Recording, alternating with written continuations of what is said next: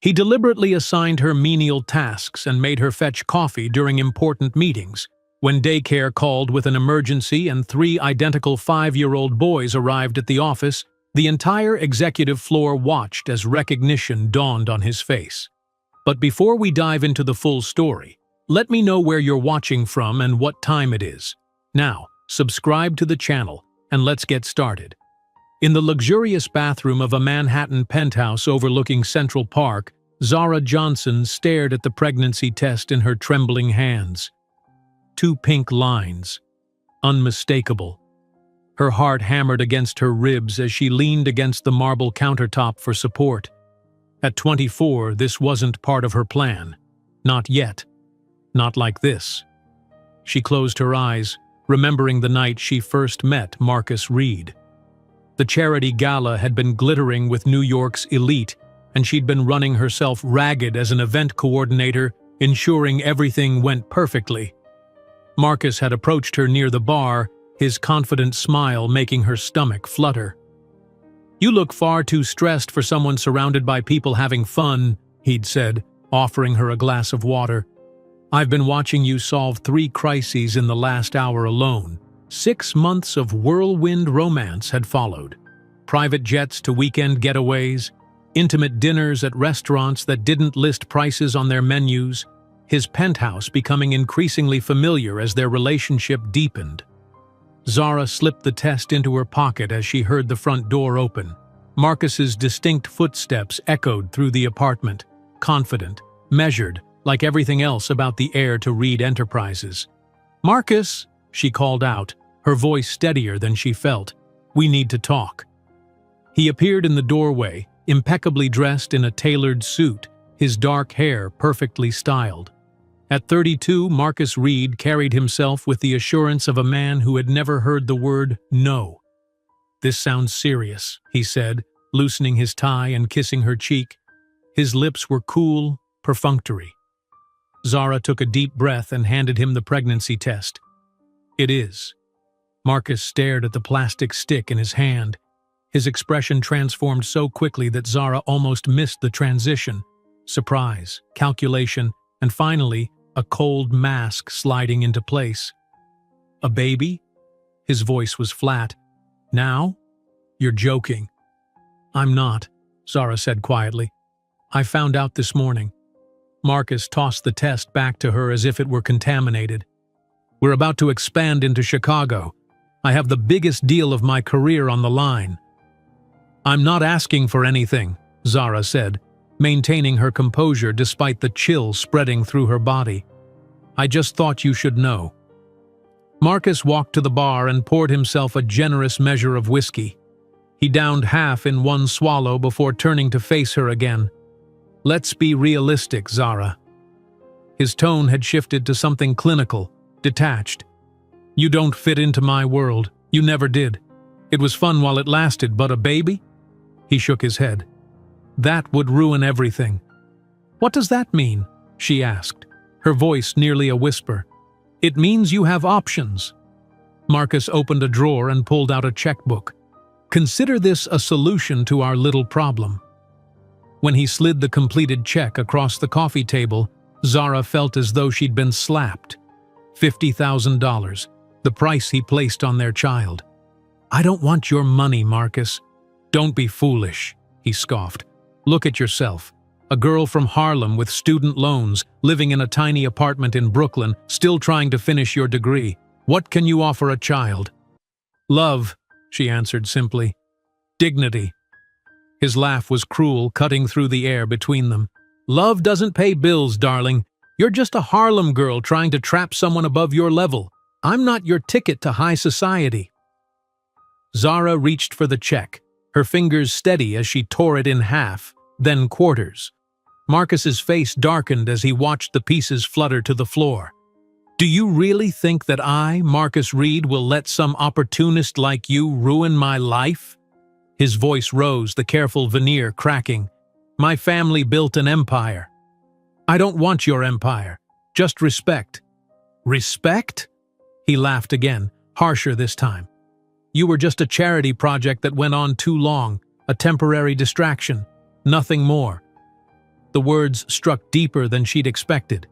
6 months of whispered promises, of feeling special, evaporated in seconds. Marcus grabbed her arm, his fingers digging painfully into her flesh as he pulled her toward the door.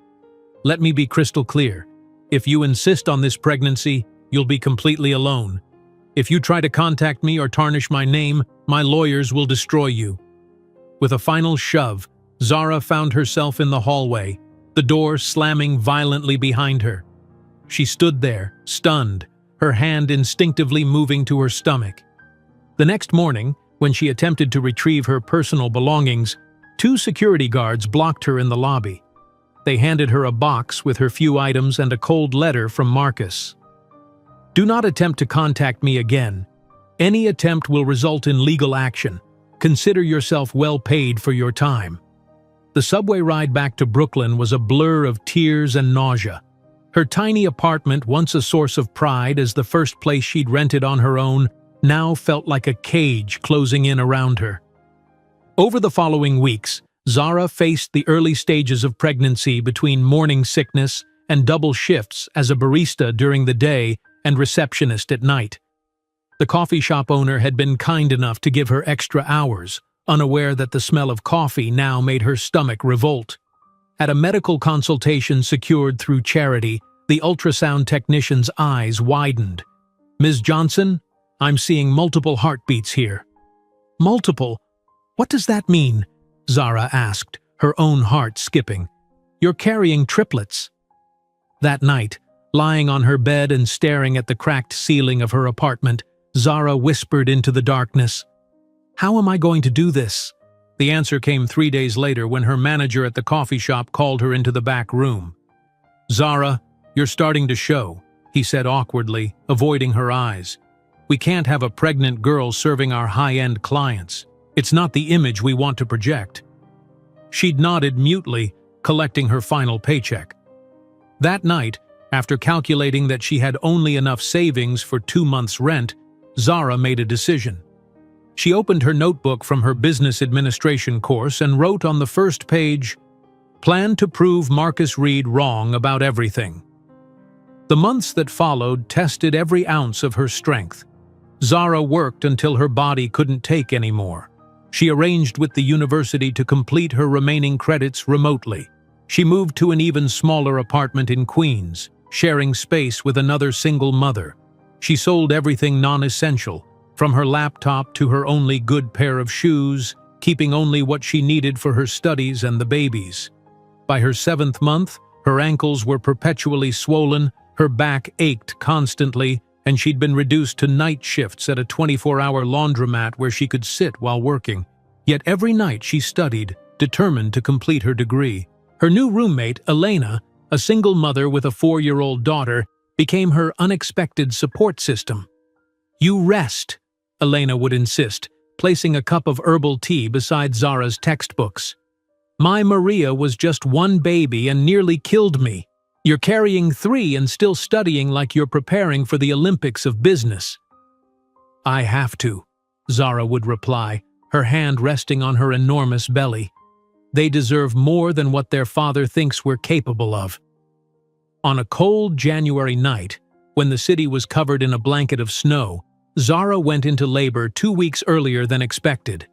Elena called an ambulance while gathering the hospital bag Zara had prepared. "They're coming too early," Zara gasped between contractions. "Babies decide their own timing," Elena said firmly, "and yours are probably overachievers already." 16 hours later, in a public hospital in Queens, Elijah, Ethan, and Ezra Johnson were born, small but fighting, just like their mother. Placed in incubators due to their premature status, the 3 tiny boys became the center of Zara's universe.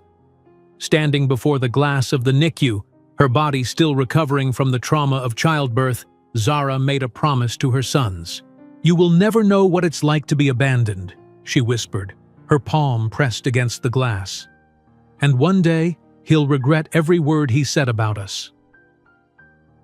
The nurses, seeing a young mother alone with triplets, shared concerned glances.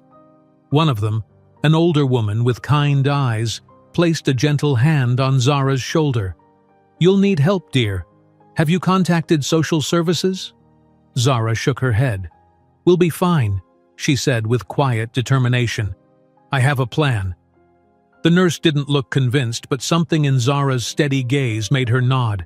"If anyone can do it, I suspect it might be you." Returning to her shared apartment with 3 newborns was an exercise in controlled chaos. Elena helped as much as she could, but with her own child and job, there were limits. Zara survived on fragments of sleep between feedings, changing diapers with mechanical efficiency, and studying whenever all 3 babies miraculously slept at once. By the time the boys were 3 months old, Zara had completed her final credits. She attended her graduation ceremony with the triplets dressed in matching outfits, a gift from Elena. The department head raised his eyebrows when she approached the stage with 3 infants strapped to her chest and back. "Quite the achievement, Ms. Johnson," he remarked as he handed her the diploma. "This is just the beginning," she replied. That night, rocking Ethan while Elijah and Ezra slept in their second-hand cribs, Zara allowed herself a moment of fierce pride. She had done what Marcus said was impossible, graduated while caring for not 1, but 3 newborns. Looking down at her son's sleeping face, she whispered, "Your father said I was just a Harlem girl reaching above my level. Wait until he sees how high we'll climb." As she drifted to sleep in the rocking chair, exhausted but resolved, Zara couldn't have imagined that those tiny babies she was fighting so hard to raise would one day be the same prodigious young men who would leave Marcus Reed speechless in a Manhattan boardroom. As Zara drifted to sleep in the rocking chair, exhausted but resolved, the weight of a sleeping Ethan in her arms anchored her to this new reality, a reality of constant struggle but also fierce, protective love. The first rays of dawn were already filtering through the thin curtains of her queen's apartment when Ezra's hungry cry shattered her brief moment of rest. 3 months into motherhood, Zara had developed an almost supernatural efficiency. Before Ezra's cries could wake his brothers, she was already on her feet, transferring Ethan to his crib and lifting Ezra in one fluid motion. The apartment was barely 500 square feet, a far cry from Marcus's Central Park penthouse, but she had optimized every inch of space for her new family of 4. "Good morning, little fighter," she whispered, settling into the feeding routine that now structured her days.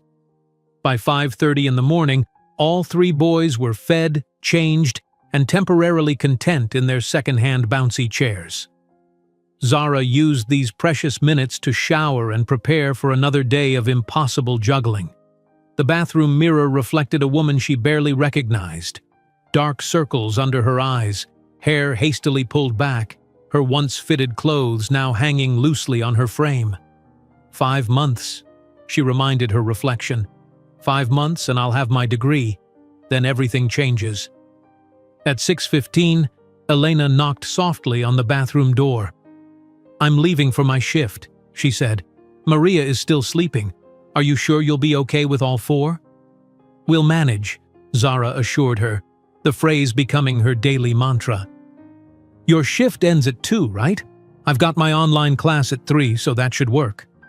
Elena's face creased with concern. "You can't keep this pace forever, Zara. You're running yourself into the ground." "Not forever," Zara replied, checking her watch. "Just until I create better options." The day unfolded like so many others, a carefully choreographed dance of childcare, online classes, and freelance data entry work she could do from home. By afternoon, with Elena back and watching all 4 children, Zara locked herself in the tiny shared bedroom for her virtual finance class. Professor Rivera's face appeared on the screen, his expression softening when he saw her. "Ms. Johnson, I've reviewed your last assignment. Exceptional work, especially considering your circumstances." "Thank you, Professor." "Have you considered applying for the Williams Fellowship? It comes with a stipend that might help your situation." Zara straightened, suddenly alert. "I thought that was only for graduate students." "Exceptions can be made for exceptional students. The deadline is next week. I'd be happy to recommend you." That night, after the babies were asleep, Zara stayed up until 3 in the morning completing the fellowship application. Her eyes burned from exhaustion, but the possibility of financial support kept her fingers moving across the keyboard. 2 weeks later, the rejection letter arrived. While your academic achievements are commendable, the fellowship committee seeks candidates who can fully commit to the program's requirements. Zara read between the lines. A single mother of triplets wasn't a safe investment. She allowed herself 5 minutes of disappointment before filing the letter away and turning back to her textbooks. The following Monday, disaster struck. The coffee shop where she had been working called to tell her not to come in for her shift. Zara could feel the manager's discomfort through the phone. "I'm sorry, Zara, but some customers have commented. We can't have a—" He hesitated, searching for a polite term. "Visibly pregnant employee serving our clientele. It's not the image we want to project."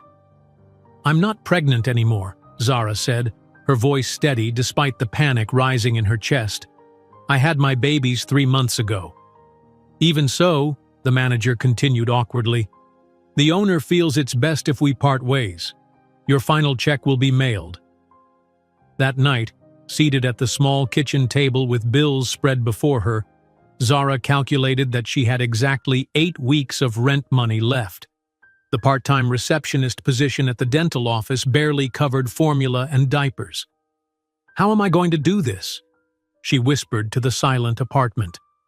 Her gaze fell on her business administration textbook, open to a chapter on strategic planning. Something clicked in her mind. Reaching for her notebook, she wrote on the first page in bold letters, "Plan to prove Marcus Reed wrong about everything." Beneath it, she began listing assets and liabilities just as she'd learned in class. Under assets, she wrote, "Education, nearly complete. Work ethic, determination, intelligence." Under liabilities, limited funds, no family support, 3 dependent children. Then she started a third column, strategy. The next morning, Zara called the university's career center. "I need work I can do remotely while caring for my children," she explained to the counselor, "preferably something that uses my business skills." "That's a tall order," the counselor replied doubtfully. "Most entry-level positions require in-office presence." "I don't need entry-level," Zara insisted. "I need flexibility, and I'm willing to work harder than anyone to prove myself." After 3 more calls and 7 rejected applications, Zara found a small accounting firm willing to hire her for data entry and basic bookkeeping tasks she could complete from home. The pay was minimal, but the hours were flexible. By month 5, Zara had established a ruthlessly efficient routine. She woke at 4:30 to complete accounting work before the babies stirred. From 6 to noon, she cared for the triplets while simultaneously attending online lectures through earbuds.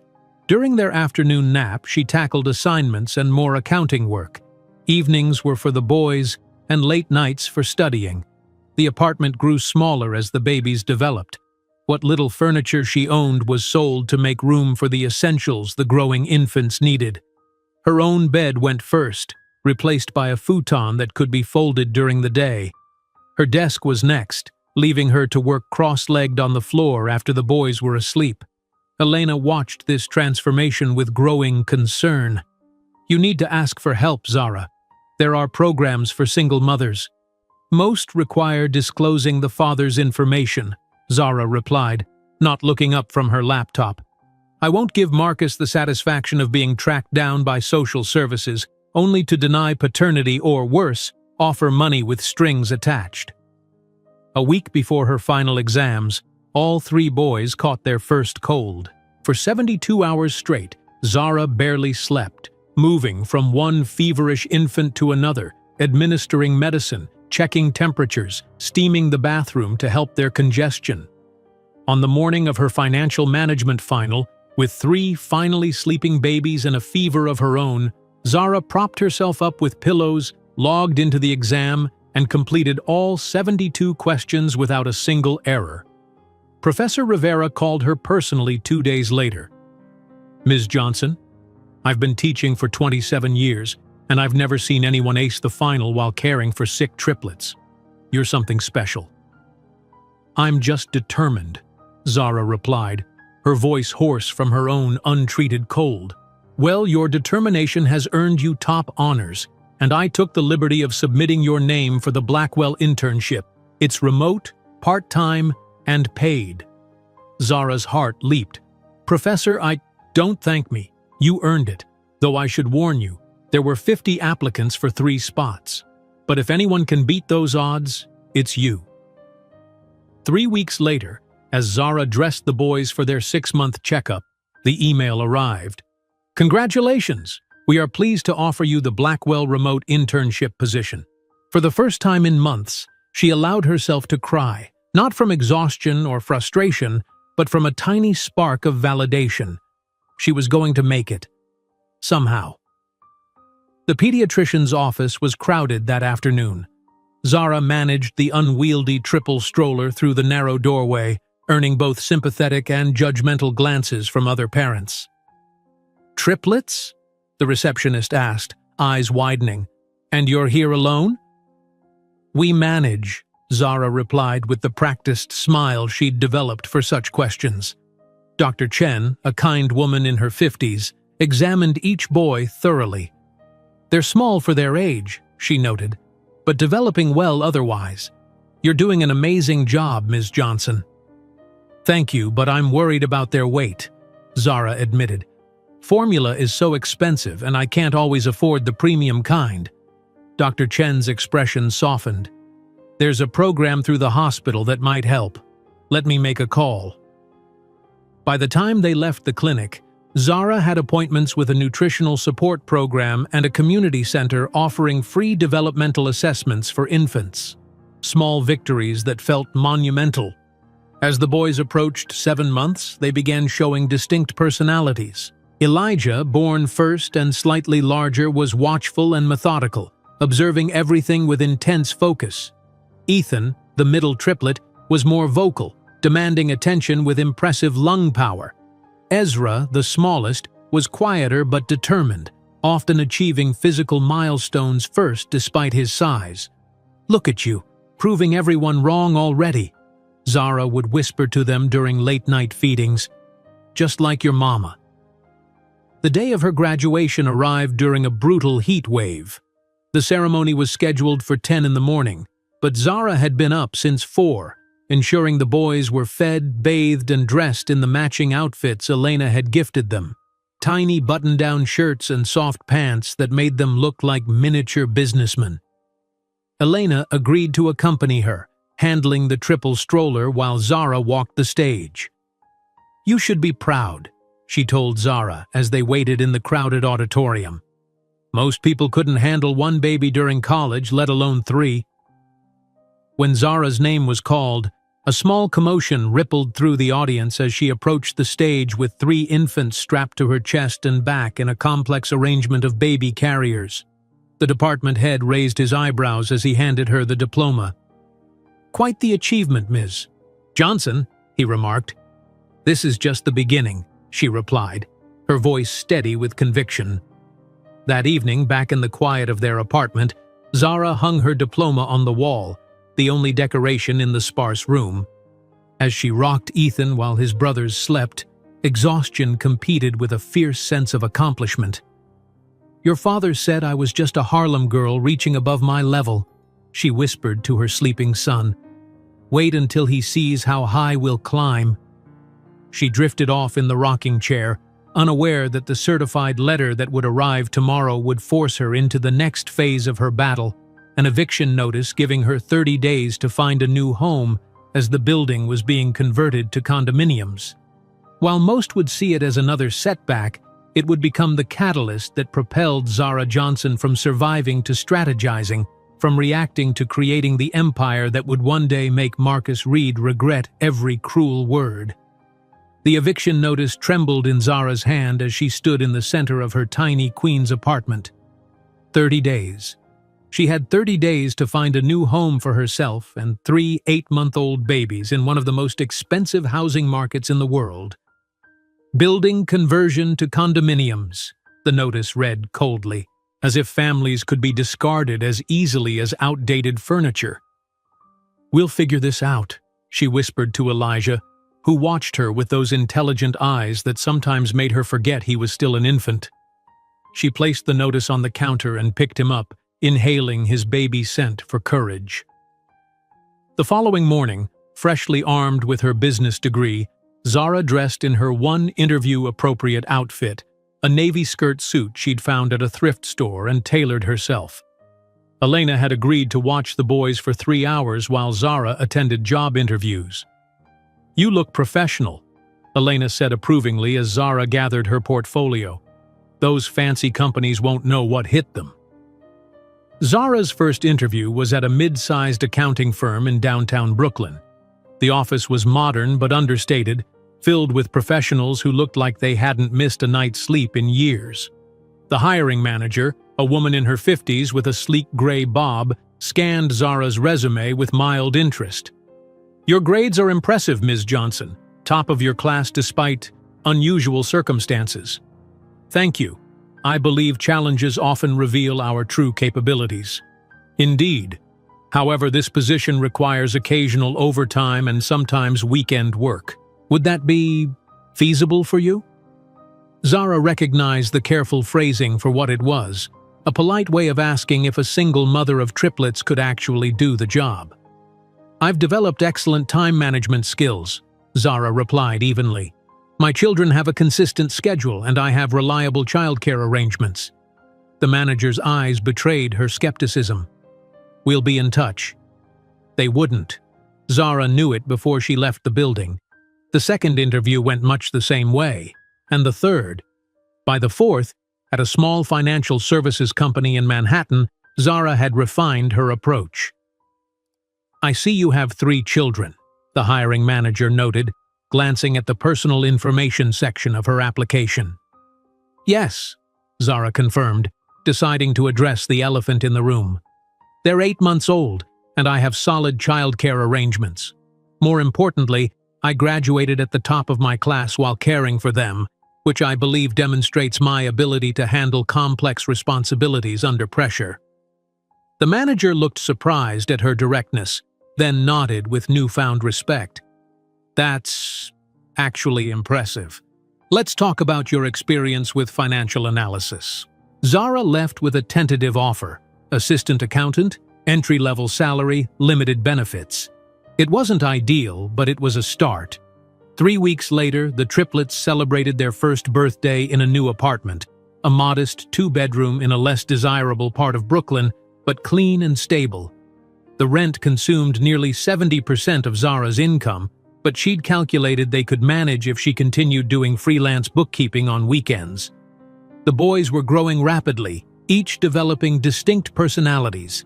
Elijah, serious and methodical, would stack blocks with impressive concentration.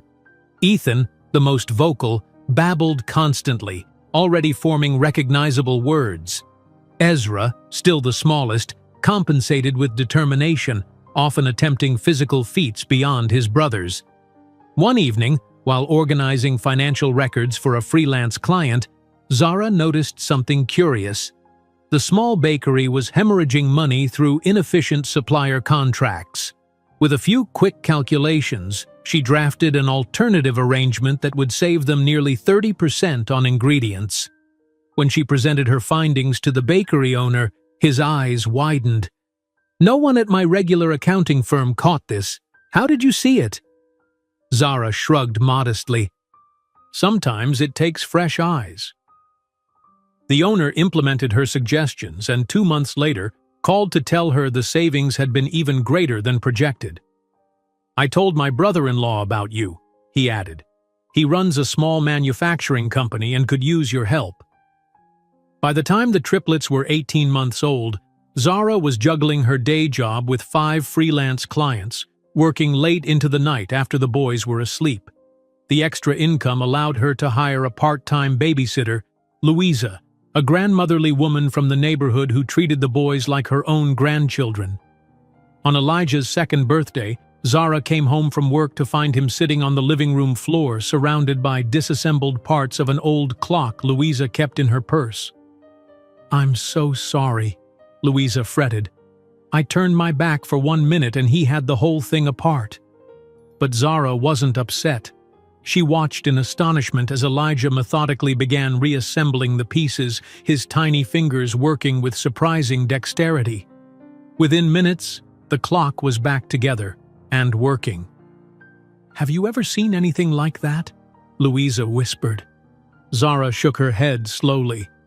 "I always knew they were special, but this—" The following week, she noticed Ethan studying a children's book about animals, pointing to pictures and correctly naming animals she was certain she hadn't taught him. Ezra, not to be outdone, had figured out how to unlock the child-proof cabinet latches, a feat that was equal parts impressive and terrifying. "They're not just smart," Louisa declared one afternoon. "These boys are gifted." Zara's chest swelled with pride, followed immediately by concern. Gifted children needed resources, educational materials, enrichment activities, specialized attention. Her current budget barely covered the basics. That night, after tucking the boys into bed, Zara made a decision.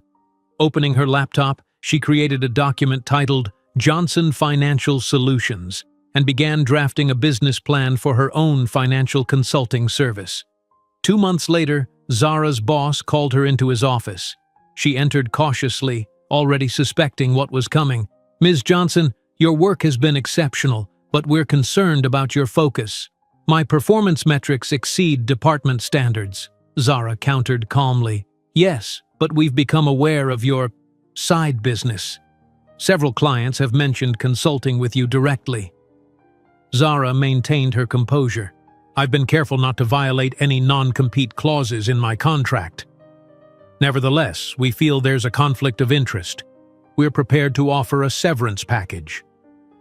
Later that evening, Zara sat at her small kitchen table, the severance letter beside her. What had initially felt like a setback now seemed like an opportunity. The package would cover 3 months of expenses, enough runway to launch her consulting business properly. By the time the triplets turned 3, Johnson Financial Solutions had 6 regular clients and a growing reputation for identifying inefficiencies that other accountants missed.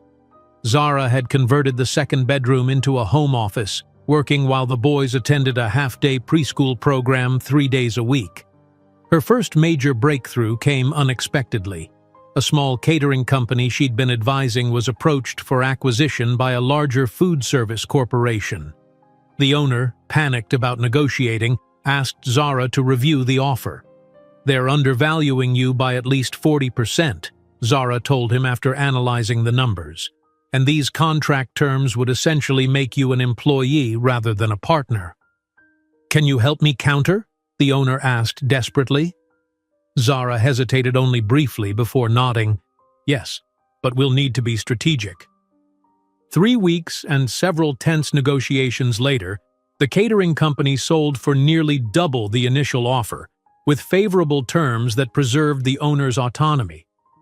The grateful owner paid Zara a percentage of the increased value, a sum that exceeded her previous annual salary. That weekend, Zara took the boys to tour a preschool known for its program for gifted children. The tuition was astronomical, but with her recent success, it was finally within reach. "They're quite advanced for their age," the admissions director noted, watching the triplets interact with learning materials in the assessment room, especially their mathematical reasoning. "Have they been tested formally?" "Not yet," Zara admitted. "I've been focused on keeping us afloat." The director smiled kindly. "We have a limited scholarship program for exceptional cases. I think your boys would qualify." 2 months later, the triplets started at the specialized preschool, thriving in an environment that challenged their rapidly developing minds. Zara expanded her client base, refining her approach to focus on businesses in distress, companies that needed more than basic accounting but couldn't afford large consulting firms. On a crisp autumn morning, Zara received a call from a business owner she'd never met. "Alex Parker referred me," the woman said, naming the catering company owner. "My textile company is in trouble, and he says you're the only person who can help." The textile company was indeed in dire straits, 3 months from bankruptcy with outdated production methods and crushing debt. Zara spent 2 weeks analyzing every aspect of the operation before presenting her findings to the owner and her management team. "You need to pivot," Zara explained, pointing to her detailed projections. "The mass market is saturated, but there's growing demand for specialized, sustainable textiles. You already have the equipment and expertise. It just needs to be redirected." The team looked skeptical. "That kind of transition would be expensive," the production manager objected. "Less expensive than bankruptcy," Zara countered, sliding forward another document. "I've identified potential investors who specifically fund sustainable manufacturing conversions." 6 months later, the textile company had successfully pivoted, secured new investment, and was operating in the black for the first time in 3 years. The business press took notice, with a small industry publication running a profile titled "The Turnaround Specialist: How Zara Johnson Saves Businesses from the Brink."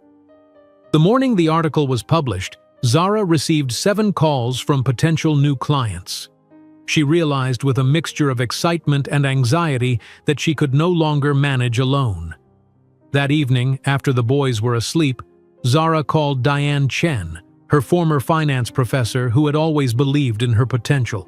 "Diane, I need advice. My business is growing faster than I can handle on my own." "I've been following your success," Diane replied warmly. "That textile company turnaround was brilliant work." "Thank you. But now I'm at a crossroads. I need to hire staff, maybe lease office space." "You're ready to scale," Diane said simply, "and I might be interested in joining you." Zara nearly dropped the phone. "You would leave academia? For the right opportunity? Absolutely. Let's meet and discuss partnership possibilities." As she hung up, Zara glanced at the framed photo of her sons on her desk, now 4 years old and flourishing.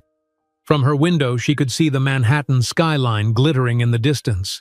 "We're just getting started," she whispered to herself, thinking of Marcus and his dismissive words. She hadn't thought of him in months, but tonight, on the cusp of this new expansion, his voice echoed faintly. "Love doesn't pay bills, darling. You're just a Harlem girl trying to trap someone above your level." She smiled at the irony. Love hadn't paid the bills. Her intelligence, determination, and skill had. And soon her name would be known in the very financial circles where Marcus operated.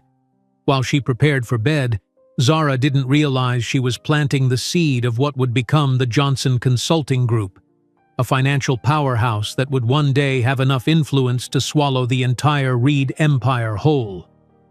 Zara stood at her kitchen window, the Manhattan skyline glittering in the distance as she cradled her phone after the call with Diane. The possibility of a partnership with her former professor sent a thrill of excitement through her veins, but it also crystallized a decision she'd been contemplating for months. Looking at the boys' artwork magnetized to her refrigerator, she knew it was time for a strategic move.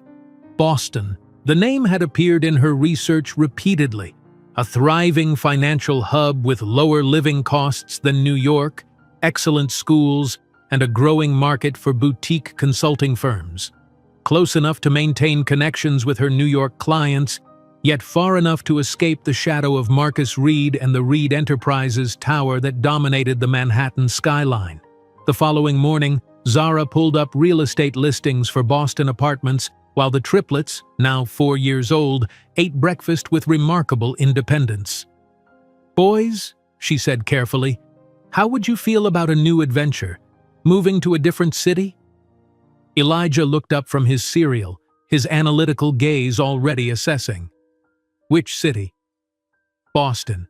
It has wonderful schools and museums, and Mommy could grow her business there." Ethan, always the most expressive, bounced in his seat. "Will we have a bigger apartment, with separate beds?" Zara smiled. Currently, the 3 boys shared a room barely large enough for their toddler beds. "Yes, I think we could manage that." Ezra, quiet as always, simply asked, "Will you be happier there, Mommy?" The question, so perceptive from a 4-year-old, caught her off guard. I think we all will be, sweetheart. 2 weeks later, after a promising video call with Diane about partnership terms, Zara began serious apartment hunting in Boston. She found a modest 3-bedroom in Cambridge. Nothing luxurious, but clean, safe, and within walking distance of excellent public schools known for their gifted programs. The rent was still steep, but with Diane joining the business and their growing client list, it was manageable. On their last evening in Brooklyn, Zara's neighbor Mrs. Rodriguez came over to say goodbye. The elderly woman had often watched the boys when Louisa wasn't available, treating them with homemade cookies and stories of her childhood in Puerto Rico. "I'll miss these little geniuses," she said, hugging each boy tightly. Then, turning to Zara with misty eyes, she added, "You're going to do great things, Zara. I've never seen anyone work as hard as you, or love as fiercely." The next morning, a small moving truck carried their modest belongings, mostly children's books, educational toys, and Zara's growing collection of business references, toward their new life. Zara drove her used sedan behind it, the boys securely fastened in their car seats, singing along to educational songs that taught multiplication tables disguised as nursery rhymes. Their new apartment in Cambridge was flooded with natural light, a stark contrast to the dim Brooklyn space they'd left behind. The boys ran from room to room, marveling at the space that seemed enormous to them. "My own bed!" Elijah exclaimed, bouncing experimentally on one of the 3 twin beds Zara had purchased second-hand and arranged in what would be the boys' room. "And look, a desk for projects," Ethan added, examining the small study area Zara had created in the corner. Ezra simply stood in the center of the living room, turning slowly to take everything in. "It feels like a new beginning," he said with that uncanny perceptiveness that sometimes made Zara forget he was only 4. The following Monday, Zara brought the triplets to their new school for assessment. Cambridge Public Schools offered an advanced program for gifted children, but placement required testing. The assessment teacher, Ms. Winters, raised her eyebrows as she reviewed the results.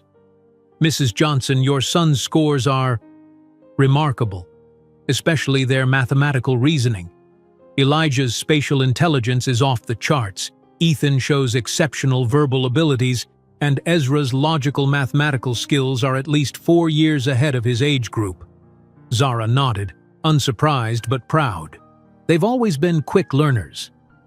They'll definitely qualify for our advanced program. We'll need to develop individualized education plans to keep them challenged." With the boys settled into their new school, Zara focused on establishing herself professionally in Boston. She secured a position as a financial analyst at Meridian Partners, a mid-sized investment firm, while simultaneously working with Diane to formalize their consulting partnership. Her first day at Meridian Partners was intimidating. The office was sleek and modern, filled with professionals who emanated Ivy League confidence. Zara wore her best blazer, thrifted but well-tailored, and carried a leather portfolio that had been a graduation gift from Professor Chen. Despite her qualifications, she couldn't help feeling like an imposter as she followed the HR director to her new desk. "The morning meeting starts in 10 minutes, the director informed her. "First impressions matter here, so I'd suggest reviewing the quarterly reports before you join." Zara settled at her desk, quickly scanning the company overview and recent performance metrics. She noticed immediately that their approach to risk assessment was outdated compared to methods she'd developed for her consulting clients. The conference room was imposing, wall-to-wall windows overlooking the Boston skyline, a massive mahogany table, and 12 serious-faced executives already seated. Zara took the last available chair, conscious of being the only woman of color in the room. "Let's begin with introductions for our new team member," said William Hargrove, the department head. "I'm Will, head of financial analysis." Around the table, the introductions continued until a woman's voice from the doorway interrupted. "And I'm Diane Chen, visiting from MIT's finance department. I'm consulting on your new risk assessment framework." Zara turned, surprised to see her mentor and soon-to-be business partner standing there. Diane caught her eye with a subtle wink before taking a seat at the table. As the meeting progressed, Zara observed carefully, speaking only when directly addressed. Afterward, Diane intercepted her in the hallway. "Surprised to see me?" Diane smiled. "I've been consulting here for months. It's how I knew they were hiring." "Strategic positioning?" Zara asked with newfound appreciation for her mentor's foresight. "Exactly. This company has connections to clients we want for Johnson Chen Financial, and I thought you might appreciate a familiar face on your first day." Their chance encounter in the Meridian Partners cafeteria had been orchestrated, Zara realized. Diane had been guiding her path more intentionally than she'd known. Over the following weeks, Zara immersed herself in learning Meridian's systems while observing their inefficiencies. By day, she was the perfect employee, thorough, insightful, and measured in her suggestions. By night, she and Diane refined their business model for what would soon become Johnson Chen Financial Solutions. One evening, as they worked in Zara's living room after the boys were asleep, Diane paused over their draft business plan. "You've developed something revolutionary here, Zara. This holistic approach to financial restructuring, it's not just about numbers, it's about people and processes." "I learned that from my first clients," Zara explained. "The numbers always tell a story about the human systems behind them. This methodology deserves to be our centerpiece," Diane said decisively. "And your name should come first in our partnership. You're the visionary here." By autumn, Zara had established a small but functional office in the corner of her living room, a desk, professional-grade computer, and a virtual phone system that gave Johnson Financial Solutions the veneer of a larger operation. The boys, now attending the gifted program full-time, often helped her stuff envelopes or organize files after school, already showing interest in the business. "Mommy, your website needs better graphics," Ethan declared one evening, peering at her laptop screen. At 5, he already showed a surprising eye for design. "And faster loading time," added Elijah, who had become fascinated with computers. Ezra, always the pragmatist, simply said, "You should add that you help companies that are in trouble. That's your specialty." The next day, Zara incorporated their suggestions, marveling at how their unique perspectives enhanced her work. Their tiny apartment was becoming both home and headquarters, with client files carefully stored in locked cabinets and professional attire hanging ready in her closet for virtual meetings. The breakthrough came unexpectedly.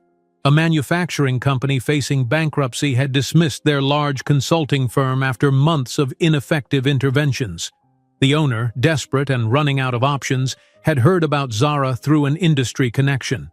"My financial team says I should just liquidate," the owner explained during their first meeting. His office reflected the company's decline. Once elegant furniture, now shabby, worried employees visible through the glass walls. "But this company is my life's work." The executive team looked skeptical as Zara, young, female, and unknown in Boston's financial circles, began her presentation. Their expressions shifted gradually as she dissected their problems with surgical precision, identifying 17 specific inefficiencies their previous consultants had missed. "Your core business is still viable," she concluded. "You're losing money because your operational structure hasn't evolved with your market. I can help you reorganize without sacrificing your workforce." The CEO leaned forward, hope cautiously entering his expression. "How much would your services cost? We're not exactly flush with cash." "I propose a hybrid arrangement," Zara replied confidently. "A reduced flat fee plus a percentage of increased revenue after implementation. My success is tied to yours." After the team left to discuss, the CEO turned to her with naked curiosity. "Why are you so confident you can fix what a national consulting firm couldn't?" Zara thought of Marcus and his dismissive assessment of her capabilities. A small smile touched her lips. "Because I see what others miss. Sometimes the most valuable perspective comes from someone who had to build everything from nothing." 2 days later, they signed a 6-month contract. For the first time, Zara could afford to pay herself a real salary and hire an assistant to handle administrative tasks. The boys celebrated with her over a special dinner, raising their juice glasses in a toast to Mommy's big client. 6 months later, the manufacturing company had not only avoided bankruptcy, but was operating at a 15% profit margin. Industry publications noted the remarkable turnaround, with one trade journal interviewing the CEO about his comeback. "We brought in a specialist," he explained, purposely keeping Zara's name confidential at her request. "Someone who approaches business problems holistically. It wasn't just about cutting costs, it was about reimagining our entire approach." The article generated immediate interest. 3 more struggling companies reached out to Zara within a week, eager for similar transformations. With Diane's academic reputation adding credibility and Zara's proven methodology driving results, Johnson Chen Financial Solutions quickly gained a reputation as the firm that could rescue businesses others had given up for dead. As Zara prepared for a meeting with a potential new client, her largest yet, she received a call from the boys' school. "Mrs. Johnson, we need to discuss the Triplets' academic placement," the principal said. "They've exceeded our advanced curriculum. We're considering grade acceleration." That evening, after tucking the boys into bed, Zara stood at her apartment window looking out at Boston's skyline. In just 1 year, she had established a growing business, partnered with a respected academic, and created a stable environment where her sons could thrive. Her phone buzzed with a text from Diane. "New York client just called. Wants us to open a satellite office there. Are you ready to return to Manhattan?" Zara stared at the message, her heart rate accelerating. New York, where it all began, where Marcus still ran his family's empire, probably never giving a thought to the woman he'd discarded or the children he'd rejected. "Not yet," she whispered to herself, "but soon." While preparing for bed, Zara didn't imagine that in 5 years she would command a $340 million empire, or that her path back to New York would put her on a collision course with Marcus Reed in a confrontation that would shake the foundations of the business world. Zara exhaled slowly, her finger hovering over the phone screen. "Not yet," she had whispered to herself regarding Diane's text about a New York office. "But soon." Though she wasn't ready to return to Manhattan, the seed had been planted in her mind, growing steadily with each success in Boston.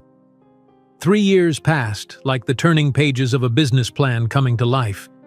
Now, at 32, Zara Johnson stood in her newly leased office space in downtown Boston, tracing her fingers over the elegant gold lettering on the glass door, Johnson Consulting Group, President.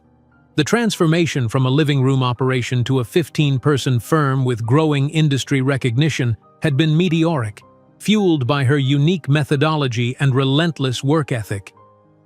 "The courier just delivered the new business cards," announced Melissa, her executive assistant, placing a sleek box on Zara's desk. "And the Wall Street Journal reporter confirmed for 2 o'clock tomorrow." Zara nodded, momentarily distracted by a text message alert.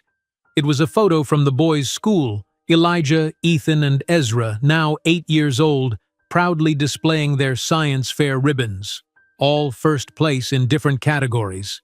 Her chest swelled with pride as she typed a quick, congratulatory response. That evening, Zara arrived home earlier than usual, a rare luxury afforded by her growing team.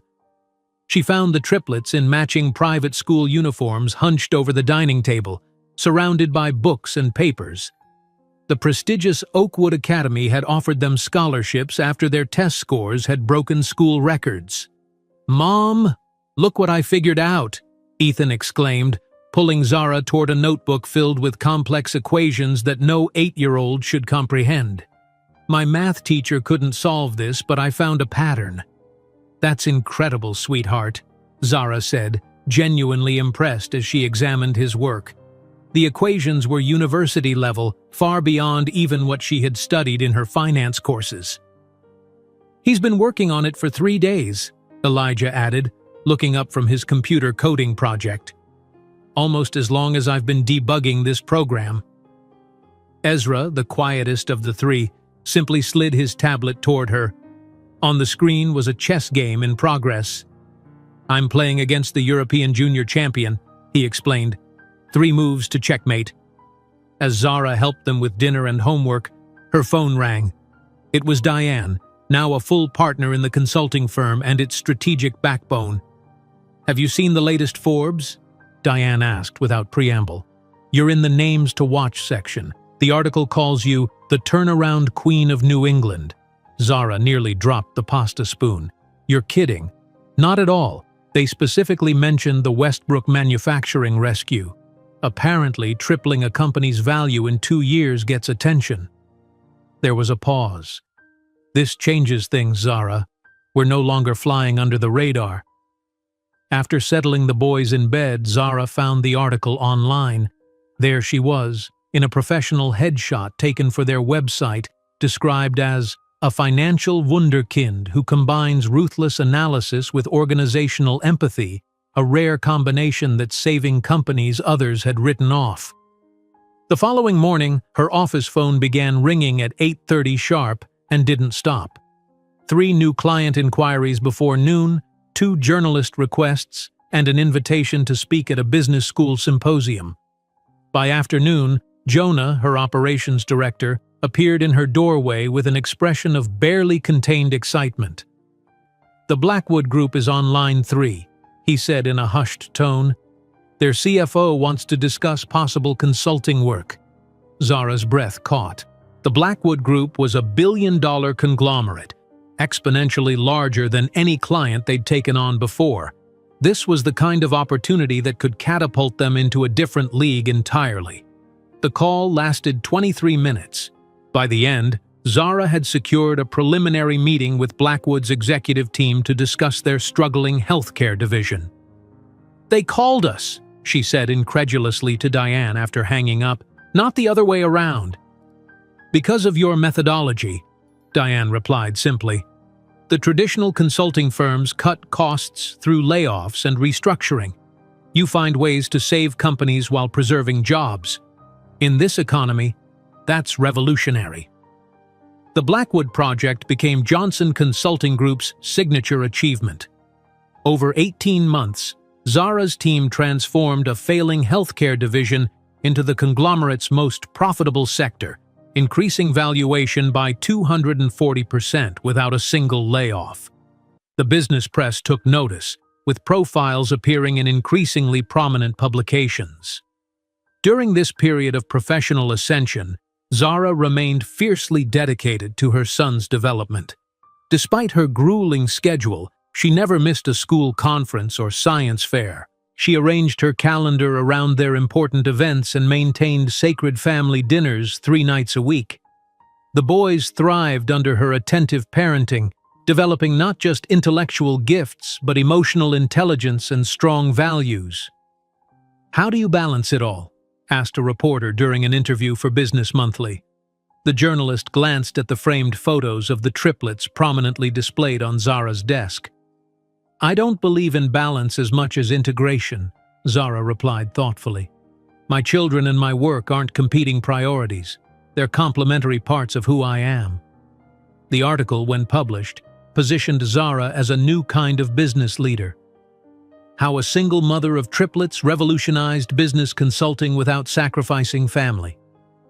The piece detailed her journey from humble beginnings to industry innovator, though Zara had carefully omitted any mention of Marcus or the circumstances of the boy's birth. One rainy Tuesday afternoon, as Zara reviewed quarterly projections in her office, Jonah knocked urgently on her door. 3 new proposal requests just came in, he announced, placing the files on her desk. One's from New York, a major real estate development firm. Zara's hand stilled over her keyboard. "Which one?" "Sullivan Properties. They're expanding into mixed-use developments and want our guidance on financial structuring."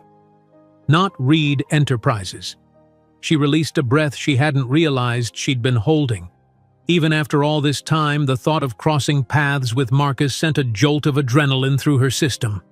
That evening, as she helped Ezra with a particularly challenging math problem, she found herself contemplating the New York opportunity more seriously than before. "You've been quiet tonight, Mom," Ezra observed with his characteristic perceptiveness. "Is everything okay?" Zara smiled at her son, marveling at how his emotional intelligence matched his mathematical brilliance. "I'm just thinking about a business decision, a potential client in New York." "New York?" Elijah looked up from his book. "That's where we were born, right?" Zara nodded. She had always been honest with the boys about their beginnings, though she'd never revealed their father's name. They knew only that he hadn't wanted to be part of their lives. "What do you think about visiting there?" she asked carefully. "Maybe even opening a small office if this client works out?" The three boys exchanged glances, communicating in that silent way that sometimes unnerved even Zara. "Is that where our father lives?" Ethan asked directly. "The one who left us?" Zara took a deep breath. "Yes, he's there. But that's not why I'm considering it. New York is the financial capital of the country, and our firm is ready for that market." Ezra, quiet as always, finally spoke. "Is he why you left in the first place?" "Partly," Zara admitted. "But Boston has been wonderful for us.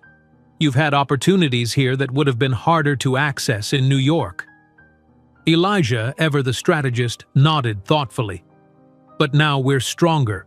We could go back on our terms." The insight, so adult from her 8-year-old son, nearly took Zara's breath away.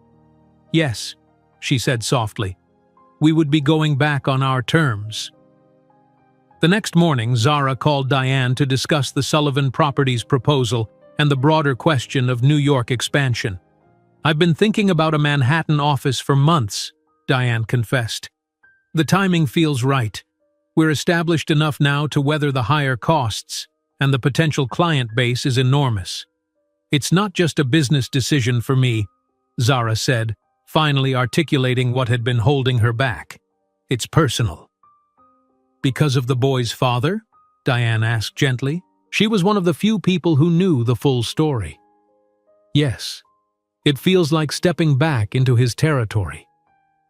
"Zara," Diane said firmly, "New York isn't his territory. It's the financial capital of the world. And frankly, with what you've built, it's more your territory than his now." The conversation shifted something fundamental in Zara's perspective. What had once seemed like a retreat into painful memories now appeared as a triumphant return, the completion of a circle that began with rejection and would end with undeniable success. 2 weeks later, Zara stood in a sleek Manhattan office building, negotiating lease terms for Johnson Consulting Group's New York branch. The space offered a breathtaking view of the city skyline, including, she noted with ironic amusement, the Reed Enterprises Tower several blocks away. As she signed the preliminary agreement, her phone buzzed with a text from Diane. "Forbes called. They want to profile you for their Disruptors issue. This is big." That night in their Boston home, Zara gathered the boys for a family meeting. "I've decided to open the New York office," she told them. "We'll keep our home here for now, but I'll be spending more time in Manhattan as we establish the new branch." "Will we get to visit?" Ethan asked eagerly. "Of course. And I've been looking into summer programs at NYU for gifted students. You three would be perfect candidates." As the boys excitedly discussed the possibilities, Zara gazed at their animated faces, so full of intelligence and curiosity. These were the children Marcus had rejected, now thriving beyond anyone's expectations, except perhaps her own. Later, as she prepared for bed, Zara glanced at the Manhattan skyline photograph she'd recently framed, a reminder of her next conquest. The image brought to mind Marcus's cruel dismissal. "You're just a Harlem girl reaching above your level." She smiled at the irony. In 5 years, she had built Johnson Consulting Group into a financial powerhouse that industry leaders sought out for salvation. Her methodology was being studied in business schools. Her name appeared in financial publications alongside established titans, and he had no idea. While preparing her presentation for the Sullivan Properties meeting, Zara didn't imagine that in 5 years she would command a $340 million empire, or that her path back to New York would put her on a collision course with Marcus Reed in a confrontation that would shake the foundations of the business world. The Manhattan skyline glittered through the airplane window as Zara's flight began its descent into LaGuardia. Below her, the sprawling metropolis that had once witnessed her darkest moments now awaited her triumphant return.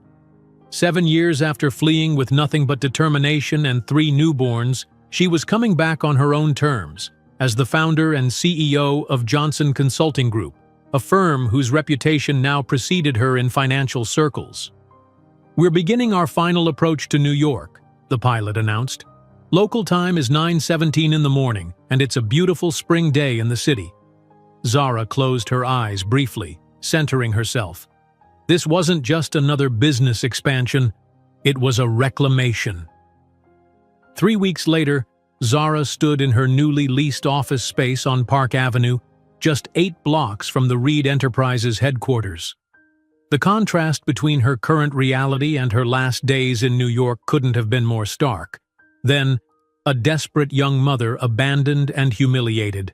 Now, a financial powerhouse signing a 5-year lease on premium Manhattan real estate.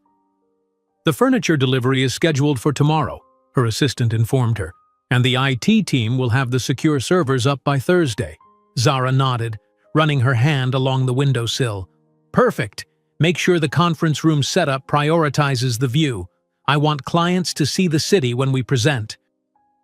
The elegance of the space reflected the firm's evolution: polished hardwood floors, glass partitions, and state-of-the-art technology throughout. When completed, the office would embody the Johnson methodology: sophisticated, transparent, and meticulously designed. The next morning, Zara accompanied the triplets, now 10 years old, on their first exploration of Central Park. Despite having been born in the city, this was their first conscious experience of New York. They moved with the synchronized grace of siblings who shared not just DNA but a profound intellectual connection. "Did you really live near here when we were babies, Mom?"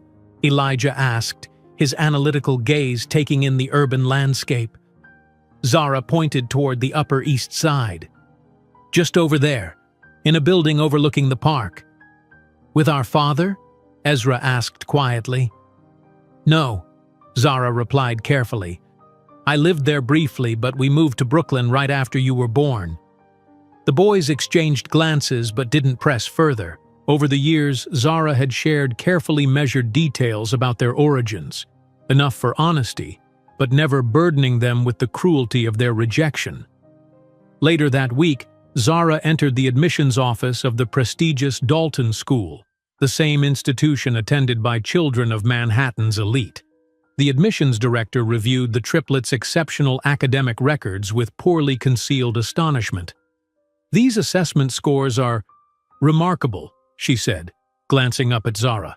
"And they're already fluent in Spanish and beginning Mandarin?" "They have a facility for languages," Zara replied modestly. "Ethan is actually working on his 3rd language. He's teaching himself Russian." By the end of the meeting, all 3 boys had secured places for the fall semester, with merit scholarships that acknowledged their extraordinary abilities. Another milestone that would have seemed impossible 7 years ago. The Johnson Consulting Group's Manhattan launch exceeded even Zara's ambitious projections. Her reputation as the turnaround queen had preceded her, and New York's business community buzzed with curiosity about the woman who had revolutionized corporate restructuring. "We've received 12 meeting requests since the press release went out," her assistant reported during their morning briefing, "including 3 Fortune 500 companies." "Schedule the meetings over the next 2 weeks," Zara instructed, "and make sure our research team prepares comprehensive backgrounds on each company." During a client lunch at an upscale restaurant in Midtown, Zara overheard a conversation at the next table that made her blood freeze. "Reed Enterprises is hemorrhaging value," a man in an expensive suit was saying to his companion. "The old man's death left everything to the son, but word is, he's running it into the ground." Zara maintained her composure, continuing her conversation without missing a beat. but her mind raced. Marcus's father had died. The company was struggling. That evening, she found herself conducting a search she'd avoided for years. Reed Enterprises' financial status. The results confirmed the overheard conversation. Following the death of Theodore Reed 18 months earlier, Marcus had assumed control as CEO. Since then, the company had lost 22% of its market value, with analysts questioning his leadership abilities. A photo accompanied one article. Marcus at his father's funeral, looking older but still handsome in a perfectly tailored black suit, his expression appropriately solemn for the cameras. Zara studied his face, searching for traces of her son's in his features. The eyes, perhaps. Something in the determined set of the jaw. She closed the browser, unsettled by the rush of complicated emotions. The following week, Zara's assistant entered her office with a glossy invitation. "You've been invited to the Manhattan Children's Hospital Annual Benefit Gala," she announced. "It's quite exclusive. Major donors and city influencers only." Zara examined the invitation. The gala was being held at the Metropolitan Museum of Art, with individual tickets priced at $5,000. A quick scan of the host committee revealed names from New York's social register, including, her heart skipped, Reed Enterprises as a platinum sponsor.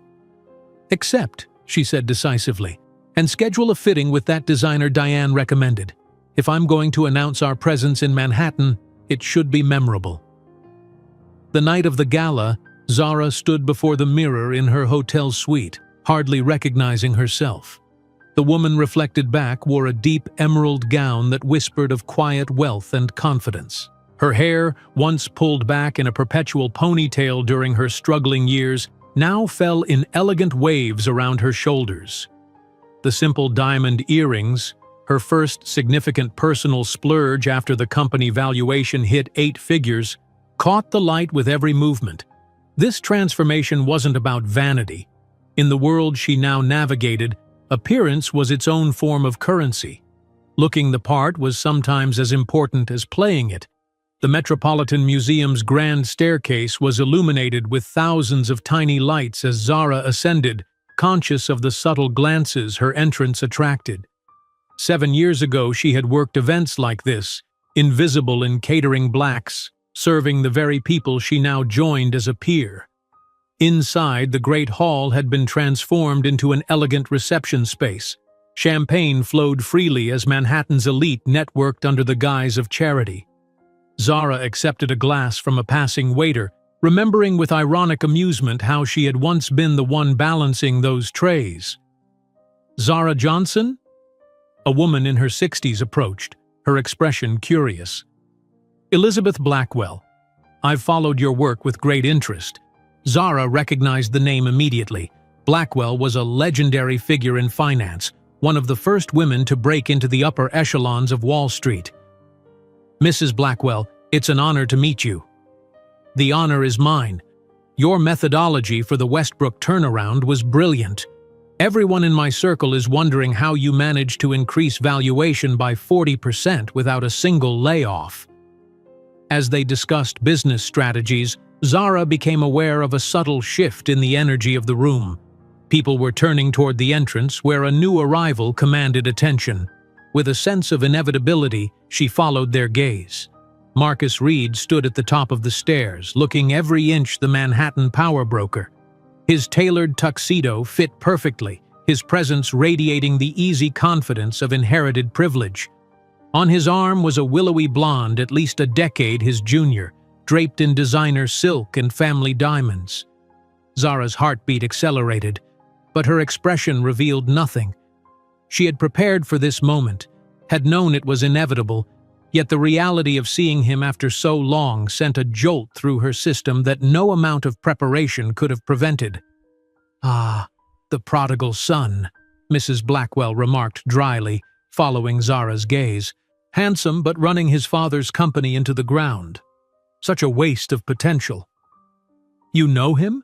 Zara asked, careful to keep her tone merely curious. "Everyone knows the Reeds. Old New York money, though young Marcus seems more interested in spending it than growing it. The board is getting restless, from what I hear." As they continued their conversation, Zara maintained peripheral awareness of Marcus's movements through the room. He worked the crowd with practiced charm, laughing at the right moments, clasping shoulders and kissing cheeks. The performance was flawless, yet Zara could detect the strain beneath it, the subtle signs of a man playing a role he was increasingly unsuited for. Halfway through the evening, their paths nearly intersected at the bar. Zara stood just 3 feet away as Marcus ordered a scotch, close enough to notice the faint lines around his eyes that hadn't been there 7 years ago, the slight softening of his once chiseled jawline, so close that if he turned he would surely recognize her. But he didn't. His gaze passed over her without a flicker of recognition, his attention already on the next important hand to shake. To him, she was just another face in the crowd, not worth a second glance. The realization brought a strange mixture of relief and indignation. How could he not see her? But of course, the Marcus she knew had never truly seen her, had only seen what she could or couldn't be for him. Later, standing near a group of financial executives, Zara overheard a conversation that captured her full attention. "Reed's looking for a quiet buyer," one man muttered to another. "The company's in worse shape than they're letting on. If they don't secure a major capital infusion in the next year, they're finished. Who'd buy that mess? The real estate portfolio is solid, but their management is toxic. Word is they're hoping for a foreign investor, someone who wants the New York prestige without looking too closely at the books." Zara sipped her champagne thoughtfully, pieces clicking into place in her analytical mind. A plan, audacious, perhaps even reckless, began to form. The next morning, in her Park Avenue office, Zara placed a call to her financial advisor. "I want to start acquiring shares of Reed Enterprises," she instructed. "Small amounts, through various funds, nothing that would trigger reporting requirements. Let's begin with a $5 million position and see where that takes us." That evening, as she helped the boys with their science projects for Dalton's upcoming placement assessments, Ezra studied her with his penetrating gaze. "You seem different since the gala, Mom. Did something happen?" Zara smiled at her perceptive son. "I saw someone from my past. It made me realize how far we've come." "Was it him?" Ethan asked directly. "Our biological father?" Zara hesitated, then nodded. "Yes, but he didn't recognize me." "Did that hurt your feelings?" Ezra asked softly. "No," Zara replied, surprised to realize it was true. "Actually, it was clarifying. 7 years ago, his opinion of me seemed to define my worth. Now it's irrelevant." Elijah, always the strategist, looked up from his project. "If he knew who you are now, he'd probably regret what he did." "Perhaps," Zara said, "but I don't need his regret. We've built something wonderful without him." As she tucked them into bed later, Zara felt a profound sense of alignment, her past, present, and future converging with unexpected clarity. The next phase of her journey was taking shape, a path that would test every skill she'd developed over the past decade. While her financial advisor processed the first discrete purchases of Reed Enterprises stock, Zara could not have imagined that in 3 years she would secretly own 26% of everything Marcus Reed believed was his, or that she would walk into his boardroom not as a consultant, but as the hidden owner with the power to reshape his destiny. While her financial advisor processed the first discrete purchases of Reed Enterprises stock, Zara felt a peculiar sense of symmetry forming in her life. The circle that had begun with rejection was now bending back toward an intersection she once would have avoided at all costs. Yet here she was, deliberately placing herself in Marcus Reed's orbit, not as the desperate young woman he had discarded, but as a force he would soon be unable to ignore. 3 years passed with the momentum of a financial tsunami gathering force offshore, invisible from the shore but devastating in its approach. Now 38, Zara Johnson had transformed the Johnson Consulting Group into an industry powerhouse valued at $340 million. Her methodology for ethical corporate restructuring had become the subject of Harvard Business School case studies, and her client waiting list stretched 6 months into the future. The Manhattan skyline greeted her each morning through the floor-to-ceiling windows of her corner office, a daily reminder of how far she had come. Today, the spring sunshine illuminated the space as her executive team assembled for their weekly strategy session. "The Tokyo acquisition is proceeding on schedule," reported her CFO, sliding a document across the polished conference table. "They've accepted all terms." "Excellent," Zara replied, scanning the figures with practiced efficiency. "And the Chicago expansion?" "Properties narrowed to 3 options. Site visits scheduled for next week." The meeting continued with the precision of a Swiss timepiece, each department reporting progress, challenges addressed, solutions implemented. This was the machine Zara had built: 200 employees across 5 cities, a 93% success rate with troubled companies, and a waiting list of clients willing to pay premium rates for the Johnson transformation. "One last item," her assistant said as the meeting concluded. "Your son's school called. They've won the national mathematics competition. Again." Zara's professional composure softened into maternal pride. "Thank you, Claire." Have flowers sent to their school with a congratulatory note. After the team dispersed, Zara remained at the table, opening a secure folder marked Project Legacy. Inside were detailed reports on Reed Enterprises, financial statements, market analyses, board minutes obtained through carefully cultivated sources. The company was hemorrhaging value, carrying unsustainable debt, and losing market share to more innovative competitors. Most concerning were the signs of financial manipulation, numbers massaged to appear less catastrophic than reality. Her private equity strategist entered with fresh data. "We've secured another 3% through the offshore vehicle," he reported. "That brings our total position to 26%. "Any signs we've triggered attention?" "None. The purchases have been structured through 7 different entities across 3 countries. On paper, the shares belong to unrelated investment groups." Zara nodded, satisfaction coursing through her. For 3 years, she had been methodically acquiring Reed Enterprises stock, watching as Marcus's mismanagement drove the price ever lower. Each decline made her purchases less expensive, and each acquisition brought her closer to the controlling interest she sought. "Their quarterly board meeting is scheduled for Thursday," her strategist continued. "Sources indicate Marcus will present a new software solution as their salvation." "The one with critical security flaws?" Zara asked, recalling earlier intelligence. "The same. They're rushing it to market without adequate testing." The strategist hesitated before adding, "There's something else. They're discreetly searching for an executive assistant for Marcus. Apparently he's gone through 3 in the past year." Zara's interest sharpened. "Temporary or permanent?" "Temporary. 1-month contract with possibility of extension. They're using an outside staffing agency to avoid internal gossip about the high turnover rate." A plan crystallized in Zara's mind. Audacious, perhaps reckless, but potentially perfect. "Get me everything on that position.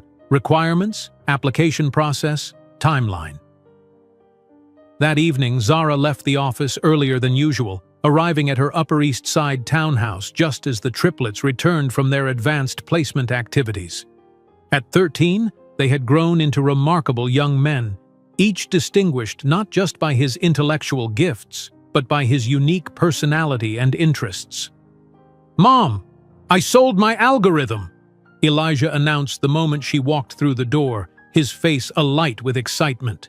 The gaming company licensed it for their new release. "That's wonderful, Eli," Zara replied, embracing him proudly. "We should celebrate." "And my article was accepted," Ethan added, waving a printed email. "The Journal of Game Theory wants to publish my paper on predictive modeling." "I knew they would," Zara said, genuinely impressed but not surprised. Ethan's understanding of strategic relationships had always been exceptional. Ezra, quieter than his brothers, waited until the initial excitement settled before showing Zara his tablet. "Professor Linden asked me to solve this," he said, displaying a complex mathematical equation. It's been unsolved for 40 years. I think I found a new approach. Zara studied the elegant solution her youngest son, by 7 minutes, had developed, recognizing its brilliance even as some of the higher mathematics exceeded her own understanding. This is groundbreaking as... Later, after dinner and homework supervision, Zara gathered the boys in the living room for a family meeting. Their home, comfortable but not ostentatious, reflected her values: quality over flash, substance over show. "I have something important to discuss with you," she began, noting how their expressions immediately turned serious. "I'm considering a rather unusual project that would involve me working undercover at a company for about a month." Elijah's eyebrows shot up. "Undercover? Like a spy?" "More like deep research," Zara clarified. "I would be posing as an executive assistant to gather first-hand information about a company's operations before deciding whether to acquire it." "Which company?" Ethan asked perceptively. Zara took a deep breath. "Reed Enterprises." The room fell silent as understanding dawned on their faces. She had never hidden their father's identity from them, though she had been careful to present the facts without bitterness, allowing them to form their own opinions. "You'd be working directly for him?" Ezra asked quietly. "Our biological father?" "Yes, but he wouldn't know who I am. I would be using a different name and appearance." "Why not just buy the company outright?" Elijah asked. "We already own a significant percentage." Zara smiled at his use of "we." She had always made clear that her success belonged to all of them. "I need to understand the internal culture before committing fully. Sometimes what looks broken on paper can be fixed with the right leadership. Other times, the problems run too deep." Ethan, always the strategist, nodded slowly. "It's also about seeing him, understanding who he is now." "Yes," Zara admitted. "I suppose it is." "Is it dangerous?" Ezra's concern was evident. "What if he recognizes you? It's been 15 years and I'll be disguised. Besides," she added with a small smile, "men like Marcus rarely truly see people they consider beneath them. To him, an executive assistant will be furniture, functional but invisible." The boys exchanged glances, communicating in that silent language they had developed in the womb. Finally, Elijah spoke for all of them. "We want to help. We can analyze data you send us, identify patterns you might miss, and create secure communications channels." Ethan added eagerly, "I've been working on an encryption protocol for my computer science project." Ezra, practical as always, simply asked, "Who will take care of us while you're undercover?" "You'll stay with Aunt Diane during the week. I'll be home on weekends, and we'll have secure calls every evening." The following morning, Zara began preparations for her most daring venture yet. She created a resume for Zara Carter, a professional executive assistant with 15 years of experience supporting high-level executives. Her stylist was bewildered by her requests. "You want me to make you look ordinary?" the woman clarified, clearly puzzled. "Less polished?" "Exactly. I need to blend in, appear competent, but forgettable." Over the next week, Zara assembled her alter ego piece by piece. She purchased a wardrobe of serviceable but unremarkable clothes, muted colors, conservative cuts, nothing that would draw attention. She practiced a different posture, slightly hunched, less commanding. She selected oversized glasses that partially obscured her features and styled her hair in a severe bun that aged her subtly. Most challenging was modifying her speech patterns and mannerisms. The confident, incisive communication style that had become her trademark needed to be replaced with something more deferential, more hesitant. "How's this?" she asked Diane during a practice session, adopting a slightly higher pitch and more tentative cadence. Diane studied her critically. "Better, but your eyes still have that CEO intensity. Try to soften your gaze.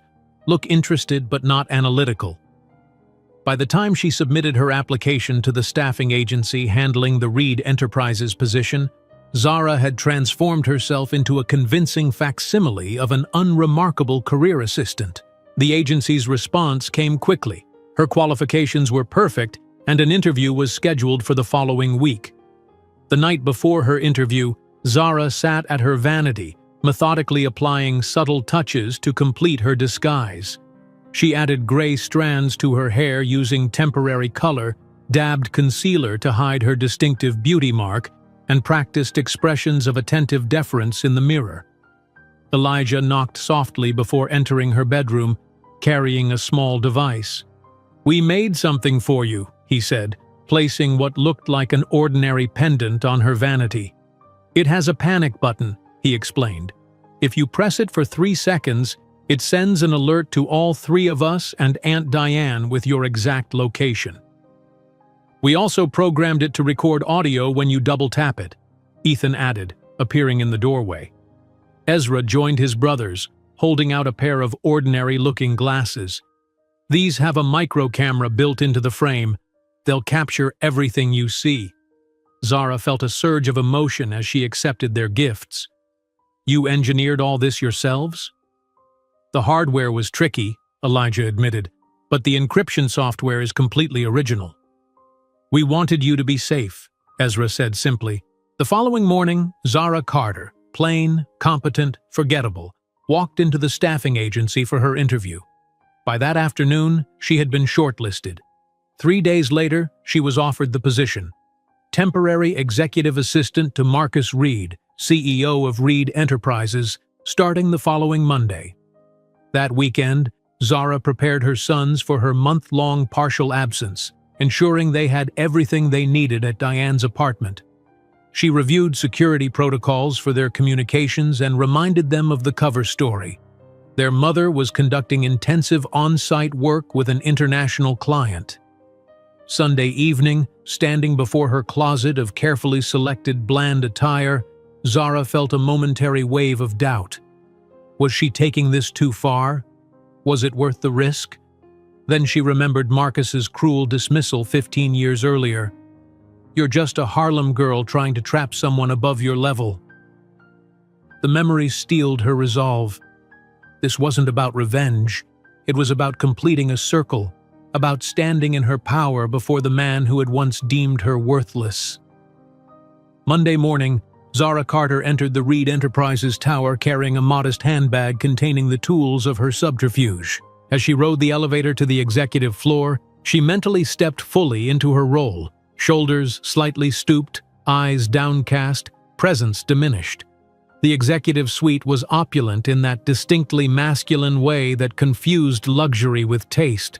Dark woods, leather furniture, and ostentatious art selected more for price than aesthetic value. Marcus's private secretary, a harried woman named Beverly, barely looked up as she thrust a tablet toward Zara. "You'll need to sign these NDAs before you start. Mr. Reed is extremely particular about confidentiality." As Zara signed the documents, Beverly continued her rapid-fire orientation. "He takes his coffee black, no sugar. Never enter his office without knocking. All calls are screened. His schedule is sacred. If someone isn't on the calendar, they don't exist." Just as Beverly finished her instructions, the elevator doors opened, and Marcus Reed strode into the reception area. 15 years had added silver at his temples and lines around his eyes, but he still moved with the entitled confidence of a man who had never questioned his place in the world. His gaze passed over Zara without interest as Beverly jumped to attention. "Your 9:30 is waiting in the conference room and the Tokyo numbers just came in." Marcus nodded impatiently before glancing briefly at Zara. "You must be the temp. Coffee, black, my office, 5 minutes." Without waiting for acknowledgement, he disappeared through his office door. While preparing her first assignment as Marcus's invisible assistant, Zara didn't know that the universe would add an unexpected element to her carefully crafted plan. A school emergency that would accelerate the most dramatic confrontation Manhattan had witnessed in decades. "You must be the temp. Coffee, black, my office, 5 minutes." Without waiting for acknowledgement, Marcus disappeared through his office door, leaving Zara standing in the reception area, her heart racing despite her carefully cultivated composure. "He's always like that," Beverly whispered, shooting her a sympathetic glance. "Don't take it personally." Zara nodded meekly, adjusting her oversized glasses as she located the executive kitchen. While preparing the coffee, she caught her reflection in the polished surface of the espresso machine, a deliberately muted version of herself, hair pulled back severely, wearing a beige blouse that practically disappeared against her skin. The disguise was working perfectly. Marcus hadn't given her a second glance. 5 minutes later, she knocked softly on his office door. "Enter," came the curt response. Marcus's corner office was a monument to excess. Floor-to-ceiling windows showcasing Manhattan, modernist furniture that likely cost more than most people's annual salary, and walls adorned with photographs of himself shaking hands with celebrities and politicians. Notably absent were any family photos. "Your coffee, Mr. Reed," Zara said, placing the cup on his desk, careful to keep her voice soft and her eyes downcast. He didn't look up from his computer screen. "Schedule the marketing team for 3 o'clock and get me the Westlake proposal." "Yes, sir," she replied, noting how he hadn't bothered to ask her name or offer even the most cursory welcome. Over the next 3 days, Zara observed Marcus with the clinical precision of an anthropologist studying a foreign culture. He arrived at 9 sharp each morning, immediately demanding coffee and a briefing on overnight developments from global markets. He spent most mornings on calls, his voice shifting between charm and intimidation depending on who was on the other end of the line. "Tell Chen I need those numbers by end of day or we'll reconsider the partnership," he barked into the phone during one particularly tense call. Then, seconds later, to another contact. "James, how's that beautiful wife of yours? Still enjoying the yacht? Listen, about that golf weekend." During a department head meeting on her 4th day, Zara sat quietly in the corner taking notes. Marcus presented projections that she immediately recognized as inflated, promising returns that the company's current trajectory made mathematically impossible. "Sir," a brave financial analyst interrupted, "these growth estimates seem optimistic given the last quarter's performance." Marcus fixed the man with a cold stare. "Are you suggesting I don't understand my own company's potential?" "No, sir, just that the data shows what I say it shows," Marcus cut him off. "If you're not comfortable with our vision, perhaps you'd be happier elsewhere." The room fell silent. No one else dared to question the numbers. That evening, after Marcus left for a business dinner that Zara had booked at an upscale restaurant, along with flowers for his date charged to the company account, she remained at her desk, carefully photographing documents that detailed the company's true financial state. The situation was worse than she'd initially realized. Reed Enterprises was effectively insolvent, kept afloat only by creative accounting and Marcus's ability to charm new investors. Using the secure communication app the triplets had developed, she transmitted the findings to them for analysis. "Mom, these numbers don't add up," came Elijah's encrypted response an hour later. "They're hiding at least $30 million in losses. And their debt structure is unsustainable," added Ethan. 3 of their properties are underwater. Ezra's contribution was typically precise. Based on current cash flow, they have approximately 7 months before technical bankruptcy. As the days passed, Zara settled into the rhythms of her undercover role. She arrived before Marcus each morning, preparing his office and reviewing his schedule. She took meticulous notes during meetings, fielded calls, and managed his increasingly chaotic calendar, all while documenting evidence of mismanagement, false statements to investors, and questionable financial maneuvers. "You're still here," Marcus remarked with mild surprise one evening, finding her at her desk at 7:30. "Beverly usually ran out the door at 5 sharp. I wanted to finish organizing the files for tomorrow's board presentation," Zara replied, careful to maintain her deferential tone. Marcus studied her for a moment, as if seeing her for the first time. "What was your name again?" "Zara. Zara Carter." "Zara," he repeated, testing the name. "Unusual name. I knew someone called Zara once." Her pulse quickened, but her expression remained neutral. "It's more common than you might think, sir." He shrugged, already losing interest. "Have these ready for my review by 8 tomorrow," he said, dropping a stack of folders on her desk before departing. The casual disregard stung, even after 15 years and all she had accomplished. This was the man who had fathered her brilliant sons. Yet he couldn't be bothered to learn his assistant's name after 4 days of working together. On day 7, Marcus's treatment shifted from indifference to active exploitation.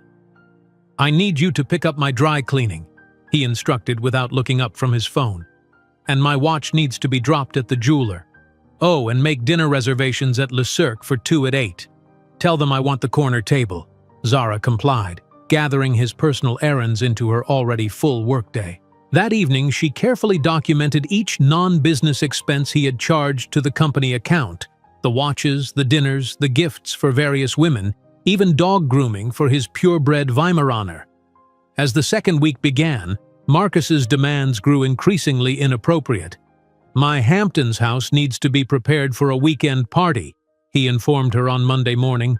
"Call my housekeeper and make sure everything's arranged, and book a yacht for Saturday, something impressive, at least 80 feet. "Sir, I'm not sure arranging personal events falls under my job description," Zara ventured carefully. Marcus looked up, his expression hardening. "Your job description is whatever I say it is. If that's a problem, I can find someone more accommodating." The threat was clear. Swallowing her pride, Zara nodded. "I'll take care of it right away." During a financial strategy meeting later that week, Zara noticed Marcus becoming increasingly agitated as his team presented concerning quarterly projections. "These numbers are unacceptable," he snapped. "Revise them before the investor call." "But sir," the CFO protested weakly, "these are the actual figures." "Then find better figures," Marcus replied coldly. "I don't care what it takes. No one sees these numbers." Zara made detailed notes, her hands steady despite the ethical violation unfolding before her. Later, in the privacy of the executive bathroom, she transmitted the information to her sons and Diane. "He's explicitly directing financial fraud," she whispered into her secure pendant, instructing his team to falsify reports to investors. By the third week, Zara had compiled enough evidence to sink Reed Enterprises 3 times over. She had documentation of expense fraud, misleading investor statements, and Marcus's habit of using company resources for personal gain. Most damning was his new software platform, the one he planned to present as the company's salvation during the upcoming board meeting. "Mom, this software has critical security flaws," Elijah reported after examining the code she'd managed to access. "Any decent hacker could access client financial data in minutes." "He's rushing it to market without proper testing," Zara confirmed, betting everything on a product that's fundamentally broken. The pattern was clear. Marcus Reed was the same man who had discarded her 15 years ago, just with more power and less restraint. He treated everyone as either obstacles to overcome or tools to exploit. "You're taking too many notes," he snapped during a particularly tense meeting when he caught Zara documenting contradictions in his presentation. "You're here to record what I tell you to record, not to form opinions." "Yes, Mr. Reed," she replied, adopting the submissive tone she had perfected. "I apologize." That afternoon, Marcus summoned her to his office. "My dog walker canceled. I need you to pick up Duke from my apartment and take him to the park." Zara blinked, momentarily speechless. "You want me to walk your dog, sir? Is that a problem?" His tone carried the implicit threat that had cowed his employees into compliance for years. "Not at all," she replied, marveling at the absurdity of the situation. The CEO of Johnson Consulting Group, worth hundreds of millions, would be walking Marcus Reed's dog through Central Park that afternoon. As the 4th week began, preparations for the crucial board meeting intensified. Marcus was scheduled to present his recovery strategy, centered around the flawed software platform, to the company's board of directors and key investors. "This meeting is make or break," he told his executive team. No negativity, no doubts. We present a unified front of absolute confidence. Behind closed doors, however, panic reigned. The company's financial position had deteriorated further, with two major clients threatening to pull their business. Marcus spent hours rehearsing his presentation, crafting a narrative of innovation and imminent turnaround that bore little resemblance to reality. "Ms. Carter, you'll attend to take notes," he instructed Zara.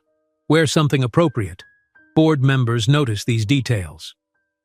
The morning of the board meeting arrived with an atmosphere of contained chaos. Executives huddled in corners, reviewing talking points and aligning their stories. Marcus sequestered himself in his office, emerging only to demand last-minute changes to presentation slides that made the projections even more aggressively optimistic. At 10 o'clock, board members and key investors began arriving. Zara recognized several prominent figures from the business world, including Elizabeth Blackwell, whom she had met at the charity gala months earlier. None showed any sign of recognizing her in her carefully crafted disguise. The boardroom itself exuded power. A massive table of polished mahogany, leather chairs, and views of Manhattan that reminded everyone present of the stakes involved. Zara took her position in a corner chair, notepad ready, the perfect picture of administrative invisibility. Marcus entered last, commanding attention in a custom suit that probably cost more than most people's monthly rent. His confidence seemed unshakable as he began his presentation. "Ladies and gentlemen, Reed Enterprises stands at the threshold of its greatest transformation," he began, his voice resonating with practiced authority. "Our new financial software platform will revolutionize the industry." As he continued weaving his tale of imminent success, Zara observed the room. Some board members appeared skeptical, others hopeful. All were unaware of just how dire the company's true situation was. Halfway through the presentation, Zara's phone vibrated silently. The display showed Sunshine Daycare with an urgent tag. Her heart rate accelerated immediately. "Ms. Carter, there's been an incident with your children," the daycare director's voice came through when she slipped outside to answer. "They're perfectly fine, but we need you to come collect them as soon as possible." "What happened?" Zara asked, concern overriding her careful disguise. "Nothing serious, but another child made some inappropriate comments about their family situation and your boys. Well, they responded rather intensely, academically." Understanding dawned. Her brilliant sons had likely intellectually eviscerated some unfortunate classmate who had made remarks about their lack of a father. "I'll be there as soon as I can," she promised, ending the call. When she re-entered the boardroom, Marcus was in full persuasive mode, showcasing the software platform's supposed benefits. "This proprietary algorithm will transform how we manage client assets," he declared. "No other firm in the market has anything comparable." Zara slipped back to her seat, mind racing. The meeting would last at least another hour. The boys needed her now. After 15 minutes of internal debate, she decided to excuse herself, planning to return before the meeting concluded. She had just reached the door when it opened from the outside. Standing in the doorway were three identical 13-year-old boys in private school uniforms, each with the same penetrating green eyes. Eyes unmistakably like those of the man currently commanding the boardroom's attention. "Excuse me," Elijah said politely, addressing the startled board members. "We're looking for our mother." Marcus stopped mid-sentence, irritation flashing across his face. "Who let these children in? Security!" Zara rose from her seat, heart pounding. "They're my sons, Mr. Reed. There was a situation at their school." As Marcus turned to address this interruption, his gaze moved from the boys to Zara and back again. She saw the exact moment recognition dawned, his eyes widening, color draining from his face as he took in the identical features of the three teenagers, then looked more closely at his supposedly plain assistant. "Zara," he whispered, her name escaping like a ghost from his past. While preparing for the most dramatic confrontation of her life, Zara couldn't have anticipated that the universe would add this unexpected element to her carefully crafted plan. A school emergency that accelerated the most consequential revelation Manhattan had witnessed in decades. "Zara," Marcus whispered, her name escaping like a ghost from his past. His eyes darted from her face to the three identical teenagers standing in the doorway, their features a perfect blend of his own and the woman he had cast aside 15 years ago. The boardroom fell silent. The polished mahogany table, the floor-to-ceiling windows overlooking Manhattan's skyline, the meticulously prepared presentation slides, all faded into insignificance as the human drama unfolding commanded everyone's attention. Zara straightened her posture, no longer the meek assistant. With deliberate movements, she removed the oversized glasses that had partially obscured her features and reached up to release her hair from its severe bun. The transformation was subtle yet profound, the invisible woman suddenly becoming impossible to ignore. "It's Johnson now," she replied calmly, her voice carrying in the hushed room. "Or Carter, for this temporary position." The board members and investors glanced between Marcus and Zara, confusion evident on their faces. The three boys remained in the doorway, studying the scene with analytical precision. Marcus gripped the edge of the conference table, his knuckles whitening. "What is this?" he demanded, his voice a mixture of shock and rising anger. "Some kind of ambush?" "No ambush," Zara responded evenly. "Just an unexpected intersection of past and present." She turned to address the room. "I apologize for the interruption. There was an incident at my son's school that required immediate attention." One of the triplets, Elijah, with his characteristic confidence, stepped forward, approaching the presentation laptop still displaying Marcus's software platform. "Excuse me, but I couldn't help noticing a serious issue with your code while we were waiting outside," he said, addressing Marcus directly. "Your security architecture has critical vulnerabilities." Marcus stared at the boy, visibly struggling to process the situation. Who exactly are they?" he asked Zara, his voice barely audible. The oldest board member, a woman in her 70s with sharp eyes and decades of business experience, was the first to connect the dots. "My God, Marcus, are these your sons?" The question hung in the air, heavy with implication. The other board members shifted uncomfortably, eyes widening as they studied the unmistakable resemblance between Marcus and the three teenagers. "No," Zara answered before Marcus could speak. "Biologically, they share DNA. But parenthood involves much more than biology, doesn't it?" Elijah, meanwhile, had already begun typing on the laptop, his fingers moving with practiced efficiency. "Look," he said, addressing the board rather than Marcus, "your entire client database can be accessed through this back door. Any moderately skilled hacker could extract all your financial data in under 3 minutes." A balding man at the far end of the table leaned forward, suddenly alert. "Wait a minute, you're Zara Johnson, of the Johnson Consulting Group?" Zara nodded, meeting his gaze directly. "The same Johnson Consulting that we tried to hire 3 times last year to help with our restructuring?" another board member asked incredulously. "The same," Zara confirmed. She allowed herself a small smile. "Ironically, I've been inside your company all along, observing every misstep, every failed decision, every attempt to hide the truth from shareholders." Marcus appeared physically ill, swaying slightly as he processed the implications. "What do you want?" he demanded, his voice hoarse. "Money? Recognition? Some twisted revenge?" The question was so absurd that Zara actually laughed, a genuine, spontaneous sound that echoed in the tense room. "Marcus, I'm worth more than you and your entire company combined. In fact, technically, I'm already your boss." With a subtle gesture, she motioned to Ethan, who stepped forward and connected his tablet to the presentation system.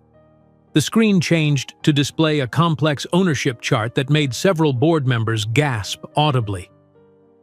"Over the past 3 years, I've acquired 26% of Reed Enterprises shares through various investment funds," Zara explained, her tone conversational yet authoritative. I'm your largest individual shareholder. While you were spending fortunes on Hampton parties and private jets, I was watching your stock value plummet and buying more." Marcus stumbled back, bracing himself against the wall. "That's not possible." "It's not only possible, it's reality," Zara continued.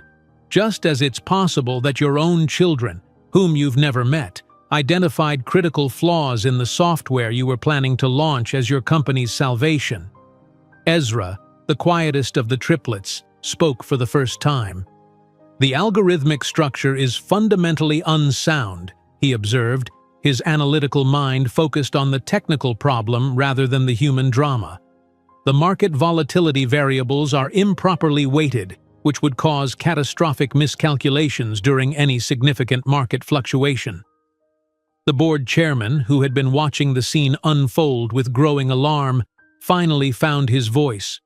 "We need a recess. Immediately. Everyone except Mr. Reed and Ms. Johnson, please step outside." As the board members and executives filed out, many casting backward glances at the unfolding drama, Marcus and Zara found themselves alone with the triplets. The boys positioned themselves instinctively near their mother, a unified front against the man who had rejected them before they were born. The silence stretched between them, thick with 15 years of absence, until Marcus finally broke it. "Why didn't you tell me?" he asked, his voice hollow. Zara regarded him with clinical detachment.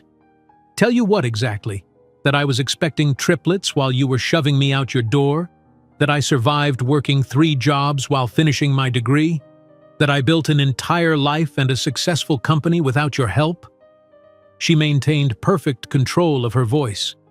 "You made it abundantly clear that you didn't want to be bothered." The boys observed the interaction with analytical interest, studying the man whose genetics they carried but whose life had never intersected with theirs. "So, you're our biological donor," Ethan said, his directness cutting through the tension. "Interesting. We've always wondered about the origin of certain characteristics we don't share with our mother." Marcus looked at his son, this stranger with his eyes, stunned by the clinical assessment. "I'm your father," he said, the words sounding both declarative and questioning. "Biologically speaking," Ezra corrected with scientific precision, "fatherhood involves presence, guidance, and support. By sociological definition, you don't qualify." The door opened before Marcus could respond. The board chairman returned, his expression grave. "The board has voted unanimously," he announced. "Marcus Reed is relieved of his duties as CEO, effective immediately." Marcus paled further. "You can't do that." "Not only can we, but we must," the chairman replied firmly. "Falsification of financial reports, misappropriation of company funds, negligent decisions. The list is extensive. Ms. Johnson has provided substantial documentation." Marcus turned to Zara, fury replacing shock. "You've been spying on me? Collecting evidence against me?" "I've been doing due diligence on a potential acquisition," Zara corrected him coolly. "Standard business practice." The chairman turned to Zara. "The board would like to offer you the position of interim CEO, Ms. Johnson, while we seek a permanent solution." Zara smiled politely. "I appreciate the offer, but I must decline. I have my own company to run." "This is insane," Marcus interjected, his voice rising. "You can't just waltz in here and—" "Mr. Reed," the chairman cut him off sharply. "Given the evidence of financial impropriety, the board has no choice. Security will escort you to your office to collect personal belongings. Company assets, including your email and access credentials, have already been suspended." As if on cue, 2 security officers appeared at the door. Marcus stared at them in disbelief, then at the chairman, then finally at Zara and the 3 boys who shared his features. "This isn't over," he said, his voice low and threatening. "Actually, it is," Zara replied with calm certainty. "It was over 15 years ago when you decided we weren't worth your time or consideration." Marcus's gaze lingered on the triplets, these brilliant strangers with his eyes and jawline but none of his values or weaknesses. For a fleeting moment, Something like regret crossed his features before hardening into resentment. Without another word, he followed the security officers from the room. In the aftermath, the board members filtered back in, a mixture of shock and relief evident on their faces. The chairman approached Zara. "Ms. Johnson, regardless of your decision about the CEO position, we'd be grateful for your firm's guidance during this transition period." "I'll have my team contact yours this afternoon," Zara agreed professionally. "The company has significant underlying value that can be salvaged with proper management." As discussions turned to immediate stabilization measures, Elijah approached his mother. "Mom, the daycare situation was actually quite minor. Another kid made some comments about us not having a father, and we may have responded with a detailed statistical analysis of divorce rates and the empirical advantages of single-parent households with strong maternal leadership." Zara suppressed a smile. "We'll discuss appropriate responses to social challenges later." An hour later, after preliminary arrangements had been made for Johnson Consulting Group to oversee Reed Enterprises' reorganization, Zara and the triplets left the building. In the elevator, Ethan finally asked the question they'd all been considering. "Did that go according to your plan?" Zara considered this. "Not exactly. The timeline accelerated unexpectedly." "But the outcome is satisfactory?" Ezra asked. "More than satisfactory," she confirmed. As they exited the building into the bright Manhattan afternoon, reporters were already gathering, alerted by the sudden leadership change at one of the city's oldest real estate empires. Flashbulbs popped as they recognized Zara Johnson, the financial wunderkind whose rise had fascinated business media for years. "Ms. Johnson, is it true you've taken control of Reed Enterprises? Are these your children? What's their connection to Marcus Reed?" Zara guided the boys through the crowd with practiced ease, offering only a brief statement.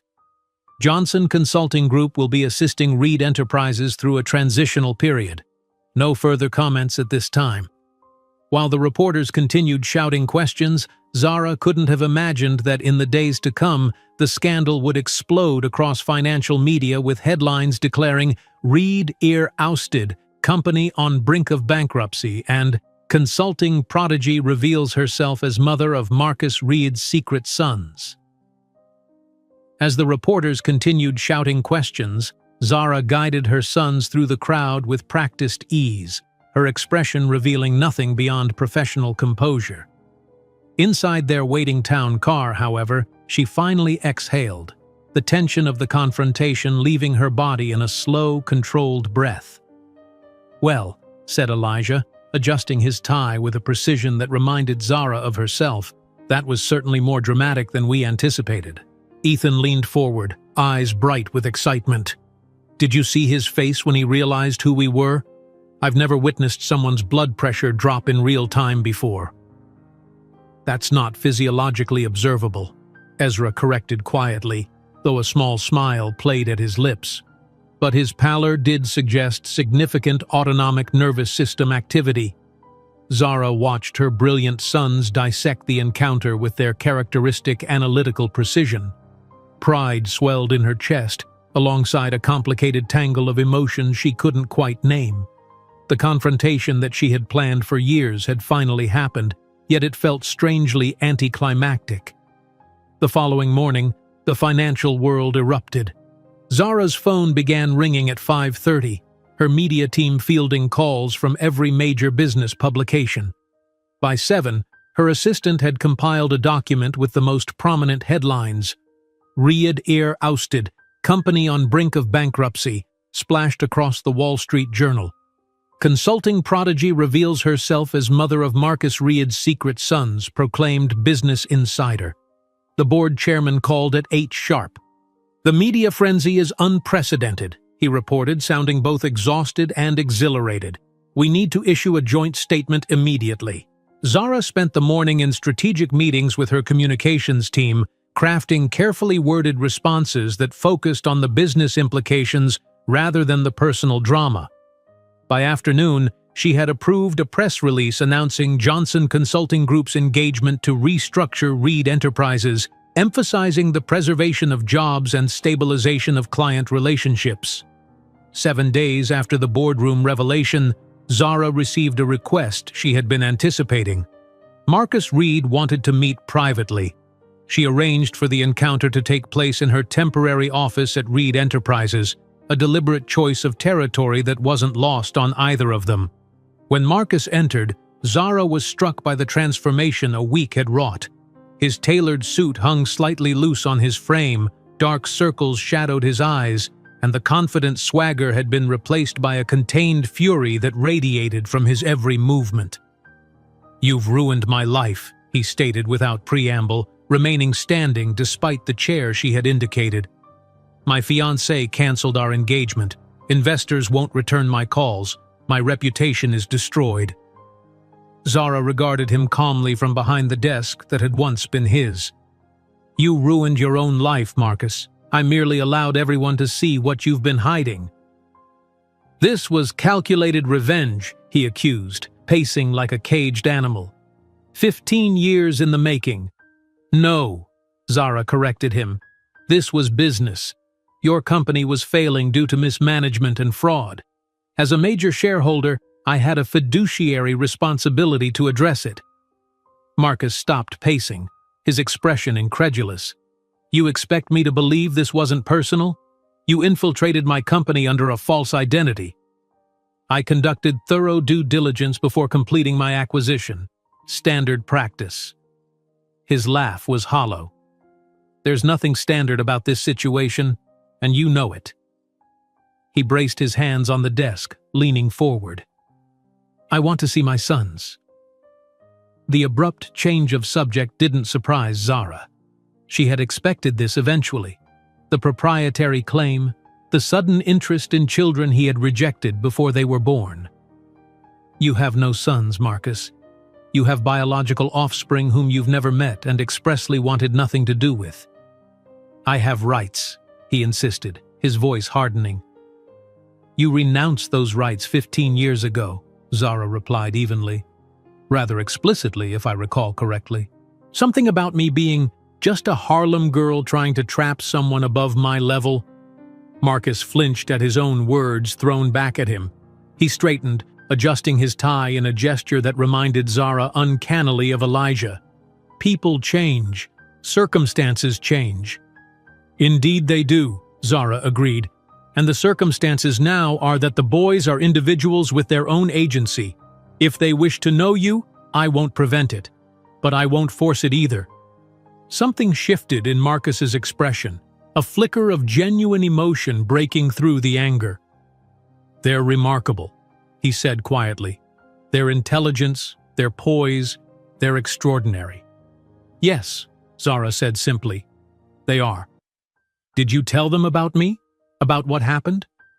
"I told them the truth, that their biological father wasn't prepared for parenthood and chose not to be involved.